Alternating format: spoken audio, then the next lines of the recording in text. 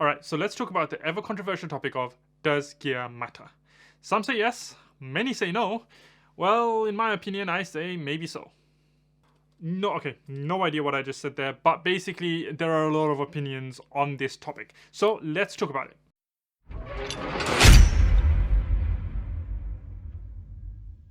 So a lot of the top creators and YouTubers who use thousands and thousands of pounds or dollars worth of equipment and gear go on to make videos that then say that gear doesn't matter. Your setup doesn't matter. And then they get called out on it by the small time YouTubers to say that you guys are using such expensive gear, and then you guys are saying that gear doesn't matter, so why are you using the expensive gear? But why is this? Why is this blame game happening? Big guys, what they're saying isn't wrong, but maybe there needs to be a little bit more context to how they're saying it. So you guys need to remember one thing. Many, if not most, of these big YouTubers who are saying these things started out as a small guy just like you many years ago with minimal gear to use for their YouTube content. Take MKBHD for example. He's probably the world's top tech YouTuber and one of the most well-known YouTubers out there. What did he start with? Just a low quality camera, and he started making videos anyway. And now look at him, one of the top creators in the world.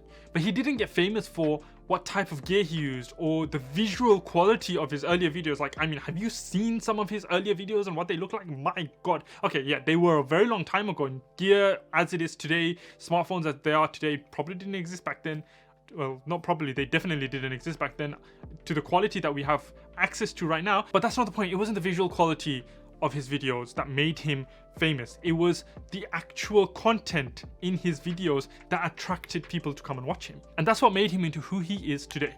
So to answer the question, does gear matter, lies in two parts, okay? The first part, if you're a brand new creator, then no. Gear does absolutely not matter, and it will not make your content better. It will not immediately impact your content. It doesn't make sense to spend on an expensive camera, expensive lights, an expensive mic, whatever gear you're thinking of investing in early on in your YouTube career or at the beginning of a YouTube career will not make a difference to the quality of your content, because it's not enough to make your content look good. Look, you can go to the cinema and you can watch a very visually impressive movie, but if the contents of that movie and the story of that movie and the acting and everything is absolutely rubbish, how are you going to carry on watching it? Or are you going to walk out the cinema? I mean, I'd walk out the cinema. If it was such a boring movie, I'd probably fall asleep. So it's not the visual aspects of your video that make your video good. It's what's contained in your video. What are you delivering to your audiences? What is your viewer gonna get out of your video? Is it entertainment? Is it information? Is it relaxation? I don't know. What is your aim in making your video, and how are you going to deliver that aim of your video? How are you going to keep your audience engaged? That is what really matters before the visual quality of your video. Even if your video isn't visually as impressive as somebody else's, but your video contents are better, meaning that what you're talking about is an important topic, or you're entertaining enough, or you're funny, or you're engaging, that your viewers want to carry on watching you, then that's what matters. And on top of that, if you're a brand new YouTuber and you're buying all of this gear and you have absolutely no idea how to use it, then what's the point? You could buy a camera and not know how to use it, and your videos will look like crap anyway. Sorry, but it's the truth. Like, without knowing how to utilize the features of a camera to their full extent, without knowing anything about lighting or audio or any of the things that make a video better, what's the point of buying the expensive gear? Learn about these aspects first. Learn how to fit good lighting. Invest in a few cheap lights. Use your smartphone, invest in a few cheap lights. And heck, even if you don't buy lights, use a window. Shoot in front of a window, because you're getting light from something called the sun, this big ball of gas and fire up in the sky that gives you natural light. So utilize that. Make sure that your video has good lighting, good audio, and that's the primary point that you need to start from. Then, as you start growing, as your channel grows and takes off, and you feel the need that, no, this just isn't enough, I need to invest more in a little bit more in gear, start learning more about how cameras work, buy a camera, buy some lights, buy the gear that you need, and then start growing your channel up. Because if what's in your content isn't good, then it doesn't matter whether you're shooting it with a smartphone, a mirrorless camera, or an 8K RED camera. It's not going to make a difference. Your viewers are not going to stay engaged and they're not going to carry on watching. Also, guys, before I move on, if you guys do want to discuss things like lighting, camera, gear, tech, anime, movies, cinema, whatever it is, then head on over to my Twitch and hit me up with a follow there. I stream several times a week, and I would love to have some of you guys in there chatting to me and asking me questions about all of this stuff, because this is my passion. So links in the description box down below. Get clicking, get following. Now for the second part of this two-part answer is that yes, for some creators gear does matter, because if you're a big creator, MKBHD is not going to go out and shoot a video on his smartphone when he has access to that 8K red camera. Is it? Like, that's not going to happen. And the reason he has access to that 8K red camera is because he's grown with his channel to be able to use gear of that quality and that expense as well. So for growing creators, or creators who are already successful, or for creators who are in a specific niche that require them to have gear of that caliber, expense, I don't know, have that kind of gear, the gear does matter. Because when you reach that kind of a point, the visual aspects will matter, because their quality content is already there. They already have the content that's drawing in a crowd. So now what they need to do is they need to up their game and make the content look even better so that their viewers can stay even more engaged. See, it's all a form of growth and marketing, and it's all a form of engaging your viewers to keep them watching your videos for as long as possible, because this isn't a short-term game. You're not going to make a couple of videos and then stop. You're going to keep making videos for as long as you can to keep earning that revenue, to keep going, especially if you're thinking of turning this into a full-time business. And like I said, it's the same concept for YouTubers who are already in that field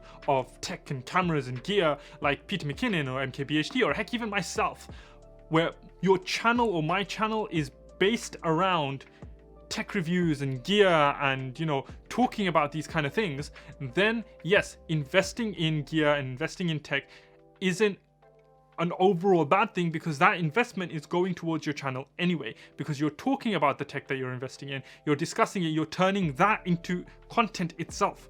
The tech that I buy, for example, is content itself, and despite being a small YouTuber, the tech that I have bought, majority of it I've turned into some form of content through an unboxing or a review or whatnot. You know, I don't get sponsored loads of tech, and I'm not buying the most top of the range gear, but the gear that I am buying is good enough that I'm making my videos with it, but at the same time I'm utilizing it to make content with. For example, take the Canon M50 review video I did. I bought that camera to use as my filming camera, and then I also used that camera to turn into content as a review. I reviewed the camera, and that became content for my channel. So these are niches that need to utilize gear where it can be, to an extent, justified to invest and buy tech. Now, I'm not going to go and buy myself an expensive Blackmagic or a Red camera just to create my content with.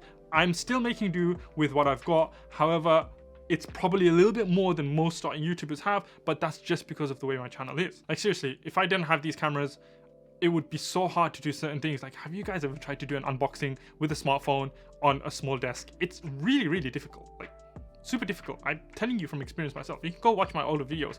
They're not that great because I was limited in what I could do with what I had. So I had to go up that next step. I feel like I'm defending myself and justifying the cause for buying all of this stuff to you guys. I don't need to do that. I bought my stuff because I want to. It's for my channel, not yours. But the advice I'm giving you will be good for your channel. And that's all there is really to it. So if you're a small-time creator and your content is simple and doesn't need fancy lighting or fancy B-roll or fancy this and that, then just use what you have. Use your phone and film your videos. Use the basic gear that you have access to already and just carry on making content with that. Heck, that goes even more so for the kind of phones that we have today. Like, our phones are amazing. My Samsung Galaxy S20 can shoot at 8K. My camera can't do that, okay? But my phone can. It can shoot at 8K. Okay, maybe the quality of the 8K isn't as good as it would be with, say, a Red camera or a Blackmagic camera, but still, it's still 8K. You can potentially film and upload in 8K. I wouldn't advise it because it'd be extremely hard to edit, and also nobody has the capability of watching 8K. Nobody has 8K screens, or very few people have 8K screens. So don't do that. But that basically means that the 1080p Full HD that your phones can shoot at is more than good enough. Some of my earlier videos that I shot with my phone still look amazing. Yeah, I don't have that solid bokeh in the background that I would like, but it's still very crisp and clear and looks really nice. So why change? I mean, I changed because I needed to, but I'm not defending myself again to you guys. But like I said, start with your phone, pick up your phone, start recording, start making your content. Then as you monetize and you grow as a channel, you can look to invest gear that you feel like you need. I hope that was useful for you guys. I ranted a little bit there and I ended up defending myself more than I needed to, but it is what it is. If you guys enjoyed my content, then please do make sure you hit me with a like and a subscribe down below. Until next time, everybody, Kai24 signing out. You think I should become a VTuber? Sorry, I'm losing my speech. Margot, welcome to the stream. Thank you for joining. You think I should become a VTuber? Do you think I look good as a VTuber? I need to be very entertaining. VTubers don't stop moving and dancing and doing all these weird things. I've seen some really cool VTubers up there. It's pretty fun. It seems pretty fun. I wouldn't have to show my face, which I'm okay with. I've got a nice face, so I don't mind. But I have to create a very good-looking avatar to become a good, successful VTuber, wouldn't I?